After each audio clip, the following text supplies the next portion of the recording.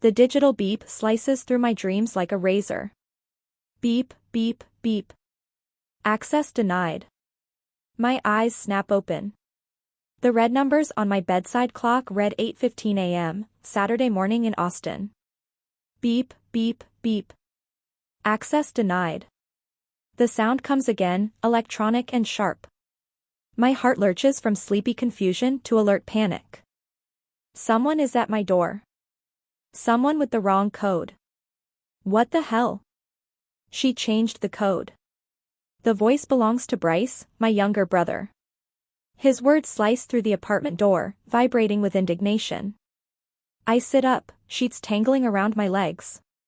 Last night, I deleted their access codes from my smart lock system. After 8 years of them walking in whenever they pleased, I finally did it. One small act of rebellion. The pounding starts, not knocking, but the full weight of a body slamming against wood. The doorframe shudders. Emery, open this door. This is your brother's house.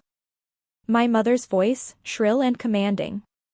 Open up, Emery, or I'm breaking it down. Bryce again, his voice rough with effort. My hands shake as I reach for my phone. Without thinking, I press record. Evidence. Protection. Something cold and certain settles in my stomach as I slide out of bed. The chain slides into place before I unlock the deadbolt. I open the door just wide enough to show my face, holding my phone up where they can see I'm recording. Bryce stumbles back mid-lunge, his shoulders still angled for another blow. Behind him stands Patricia, my mother, immaculate at this ungodly hour in pressed slacks and a blouse the color of butter. She clutches a thick manila folder in her manicured hands. My father hovers by the elevator, looking everywhere but at me. What are you doing? My voice emerges as barely more than a whisper. Patricia scoffs. Stop this nonsense. We're here to get the house ready. Bryce needs you to sign these papers. I stare at the three of them, and suddenly, I'm back at last night's dinner, my father's birthday celebration at Carmela's, his favorite steakhouse. Patricia had raised her wine glass, the chandelier light catching it, and to Bryce, who's finally getting the asset he deserves to start his business. The table had gone quiet. I'd looked up from my barely touched fillet. What asset? My mother laughed, a cold, tinkling sound like breaking glass. The condo, silly. You're just crashing there. It's always been for Bryce. Everyone laughed. My uncle, my cousin, even my father. They all laughed while I sat there, blood draining from my face, fork suspended midair. The condo I'd bought 8 years ago. The condo where every mortgage payment had come from my bank account. The condo that was supposed to be temporary until I saved enough for New York, for the master's program I'd given up when Dad lost his job. Now they stand at my door, expecting me to hand over my home. No. The word falls from my lips, small but firm. Bryce's face contorts. What do you mean, no? Something shifts inside me. The tremor in my hand stills. I mean no, you can't come in, and this is not Bryce's house. I push the door closed and turn around. My desk sits 10 feet away. I grab the stack of papers I'd pulled out after dinner, after I realized what they were planning. When I face the door again, I hold them up. The deed. The mortgage statements. 8 years of payments from my account, all bearing one name, Emery Nash. This, I say, my voice shaking but clear, is my house. The shock on their faces would be comical if it weren't so terrible. Then I slam the door shut. The deadbolt slides home with a satisfying click, followed by the electronic lock's beep announcing I am safe. On the other side, the screaming begins. I slide to the floor, back pressed against the door, legs splayed awkwardly across the hardwood. My phone still records. The first sob catches me by surprise, punching up from somewhere deep in my stomach. Have you ever had that moment? When someone you trusted since birth reveals they've been plotting against you all along. I curl forward and let 8 years of sacrifice pour out of me. 8 years of mortgage payments. 8 years of staying in Austin instead of pursuing my master's in New York. 8 years of believing I wasn't good enough yet, that I needed to save more, prepare more, be more, all while they planned to take the one thing I'd managed to build. An hour passes before the hall goes quiet. I push myself up, wiping tear-streaked mascara from my cheeks. Coffee. I need coffee. My phone buzzes on the counter. An email notification. First National Bank. Subject, your HELIC application. Appraisal confirmation. The mug slips from my hand, clattering against the countertop but miraculously not breaking. Dear Ms. Nash, this email is to confirm your appointment with our appraiser, Mr. Fields, for this coming Monday at 10 a.m. HELEC. Home equity line of credit. A loan against my house. A loan I never applied for. With clumsy fingers, I navigate to my credit monitoring app. There it is, a hard inquiry from First National Bank. Dated 1 week ago. My mind races, piecing things together with sickening clarity. They hadn't just claimed my condo at dinner. They'd already acted on it. They'd used my social security number, my date of birth, my personal information. The manila folder Patricia was clutching, it wasn't an application. It was the final paperwork they needed me to sign. My mother. The only person who would know my social security number from when she helped me fill out college financial aid forms. My tears dry up. The trembling stops. The crushing weight in my chest transforms into something cold and hard and certain. This wasn't just a family dispute. This was identity theft. This was fraud. This was a crime. I open my laptop and click the link for reporting fraud. The customer service number appears on screen. Fraud department, this is Karen speaking. My name is Emery Nash. My voice sounds strange to my own ears, flat, mechanical. I've just been notified of a HELIC application I did not make. I am reporting this as identity theft. After security questions, Karen asks, you believe you know who may have applied using your information? I hesitate for just a heartbeat. Yes. May I ask who? My mother. Patricia Nash. The words hang in the air. I've done it. I've reported my own mother to a federal bank for identity theft. There is no going back. The application has been flagged as fraudulent, Karen confirms. The appraisal will be cancelled immediately. Would you like me to place a freeze on your credit report as well? Yes, please. And will you be filing a police report? My chest tightens. I'll consider it. My home remains mine. My family has been stopped. For now. But as I stare at my phone, I know with absolute certainty, this is just the beginning. Sunday dawns with pounding at my door so violent it rattles the framed photographs on my hallway wall. Emery. Patricia's voice pierces through the wood. Open this door right now. I approach cautiously, keeping the chain latched. Patricia stands alone, clutching a leather portfolio. The appraiser is coming tomorrow morning. Bryce needs you to sign these papers right now. Her lie lands between us. She doesn't know I've already cancelled the appraisal. There is no appraisal, Mom. I cancelled it when I reported your fraud. The color drains from her face. 4-3 heartbeats, the hallway falls silent. Then her features contort. You did what? Do you have any idea what you've done? You're a woman, Emery. You'll get married and move away eventually. Stop being selfish and holding on to something your brother needs to build his career. The words should hurt. They've always hurt before.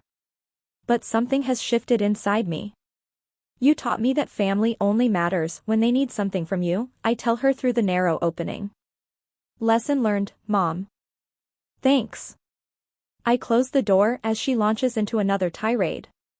Monday morning, my phone pings with a Google Business Review alert. Unreliable designer. Deceitful. Mentally unstable. 5 minutes later, another appears on Yelp under a different name, but with identical wording. I recognize Patricia's favorite phrases immediately. Instead of panic, cold clarity fills my chest. They're escalating, moving from emotional manipulation to attacking my livelihood. The phone rings. It's Aunt Marlene, my father's sister. Emery, I just saw Bryce's Facebook post. What on earth is going on? I explain everything. The dinner, the fraudulent loan application, the fake reviews targeting my business. Those absolute vultures, Marlene hisses. Honey, this isn't a family squabble anymore. This is criminal. Aunt Marlene, I'm sending you an email right now. I just want someone else to have copies of everything. Send it all, she says firmly. Every last bit. After we hang up, I compile the evidence, the mortgage statements, the loan notification, the screenshots of reviews, the video from Saturday morning, and send it all to Marlene. The week crawls forward. I lose a small client. We heard you might be having some personal issues, Mrs. Henderson says awkwardly. We think we should go in another direction. The one-star reviews are working. Then my phone buzzes with a text from my father, family meeting. My house. Tonight. Attendance mandatory. I don't respond. Instead, I pick up my keys and head to the office supply store. If they want a meeting, I'll give them one, but on my terms, with my evidence and my voice. The Office Depot clerk slides 3 black binders across the counter. You want these spiral bound or 3-ring? 3-ring, I answer. I need to be able to add pages if necessary. The evidence I've assembled should be enough: 8 years of mortgage statements, the property deed with my signature alone, the fraudulent Hellick email, my credit report showing the hard inquiry I never authorized, screenshots of Bryce's Facebook rant and the one-star reviews destroying my business reputation, all meticulously organized. As I drive to my parents' house, the binders sit on my passenger seat like silent witnesses. Each one weighs exactly 2 pounds, 4 ounces. 2 pounds, 4 ounces of truth. Inside, I can see them through the window: Patricia, Douglas, and Bryce, seated around the dining room table like a tribunal awaiting a defendant. I don't knock. I still have a key.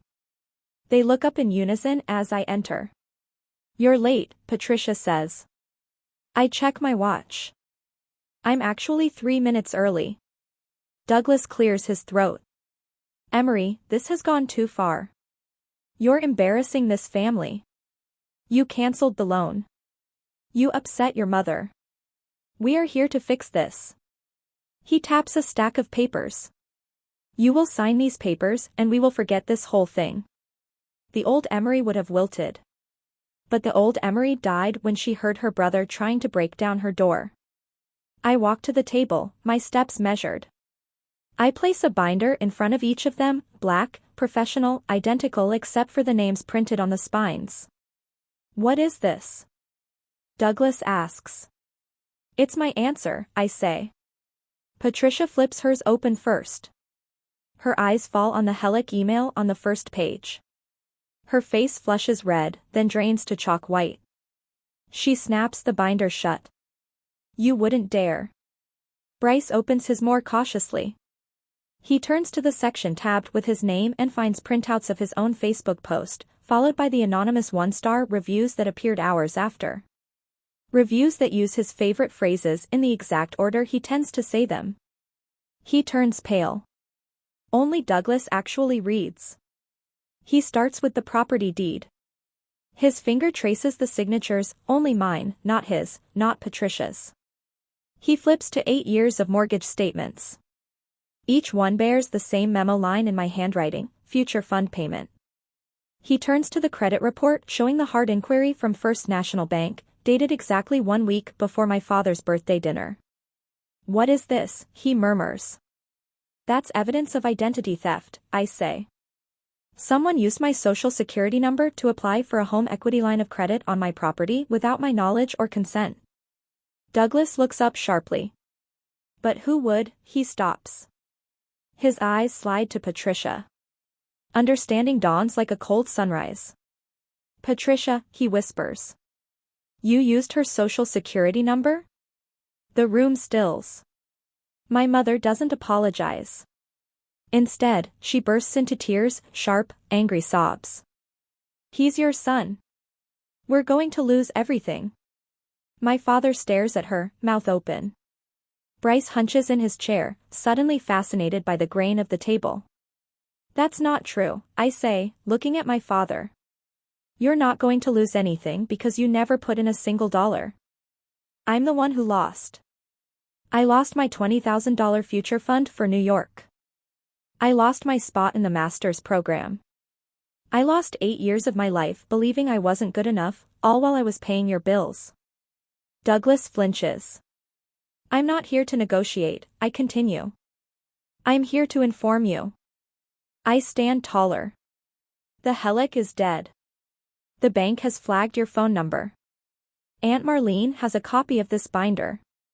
So does my neighbor Ethan, who has video of you harassing me at my door. If one more one-star review appears, if any of you text me, email me, or come within 100 feet of my home, I'm filing a police report for identity theft and harassment. Patricia's face contorts. You ungrateful little.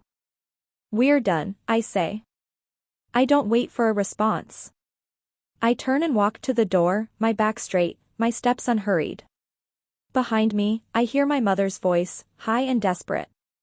Douglas, tell her. My father says nothing. The door closes behind me with a soft click, far gentler than the slam I'd imagined. Outside, the evening air smells of cut grass and distant rain. I breathe it in deeply, and for the first time in 8 years, the tightness in my chest begins to ease. I don't look back. 3 months later, I'm sitting at my desk, staring at my Google business page. The number glares back at me, 1.5 stars. A perfect nosedive from 4.9 stars and 80 positive reviews. Unreliable. Unprofessional. Mentally unstable. Cancelled at the last minute. Every comment echoes my mother's tone and Bryce's spite. They were carefully crafted, not like amateur complaints, but like a deliberate takedown campaign. I fought. I sent Google and Yelp copies of the bank report, the video, screenshots of Bryce's texts. The only response was automated. We have reviewed your complaint and found these reviews do not violate our community policy. My phone rings. Martin Lowell, Austin Modern. My biggest client. Emery, hi. Listen, I'll be direct. We're going to have to pause the design contract for the South Congress project. My heart sinks. I understand. It's not me, Emery. Your work is excellent. But the board saw the reviews. They see words like unstable, and they think lawsuit. I understand, I repeat. That's the third contract cancelled this month. The one that was keeping my lights on. I close my laptop and walk to the window, looking out at the Austin skyline. 8 years. I gave up New York for this view. I fought my own family to keep it. And now I have it, but I'm losing the career that pays for it. A hot tear of anger, not sadness, but pure, raw injustice, slides down my cheek. I wipe it away angrily. No, I say the word out loud. No. She doesn't win. He doesn't win. I look at my hands, the hands that sketched hundreds of designs, that chose every fabric, every piece of stone. They're still here. They're still capable. I built this business from scratch with nothing but talent, $20,000, and blind determination. I've lost my reputation, but the talent is still here. I can rebuild it. One client at a time, if I have to. I open my laptop again. I ignore the Google business page. I open my design software and the project file I'd been working on in my submission for the city's Young Entrepreneur Program. The reviews could hurt me, but they couldn't stop my work. At least this time, I'm standing on ground that's truly mine. 5 months later, sunshine streams through freshly washed windows, painting golden rectangles across my living room floor. Potted herbs line the kitchen windowsill, basil, mint, and rosemary. The snake plant beside my drafting table has sprouted 3 new shoots since January. Green things growing. Small promises kept. My phone pings. An email from the City of Austin's Young Entrepreneur Program. Congratulations, Miss Nash. We are pleased to inform you that your application has been accepted. I read it twice, then a third time. My hands tremble slightly as I scroll down to find another paragraph inviting me to speak at their spring conference, a South by Southwest small business track panel. The road back wasn't quick or easy. After the 3-month smear campaign, I lost nearly half my clients. But I refused to lie down and die. My business is under a personal smear campaign, I told every potential client who contacted me.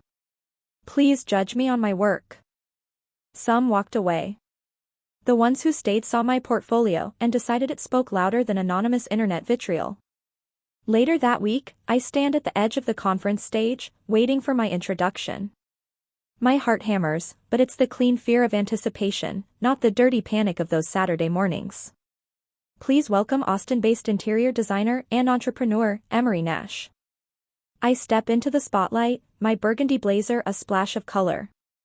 The microphone feels solid in my hand. The woman at this podium bears little resemblance to the silent girl who once sat at birthday dinners, forks suspended, while everyone laughed at her expense. When I finish, the applause washes over me, warm and validating. As I step down, I spot them, 2 familiar figures standing near the exit. My parents look smaller somehow. Dad's shoulders slope beneath his sport coat. Mom's hair is different, less severe. They approach hesitantly. "You did good, kid," Douglas says quietly, the nickname from my childhood landing awkwardly between us. Patricia's eyes search mine, really search. Can we start over? Something shifts inside me, not forgiveness exactly, but perhaps the soil where it might eventually grow. Maybe, I tell them, my voice steady. When starting over isn't just about you losing control of me. I smile politely, turn, and walk away to join a group of my peers who are waving me over to their table. Behind me, my parents stand alone. Freedom isn't when they stop pulling you down. It's when you stop letting them.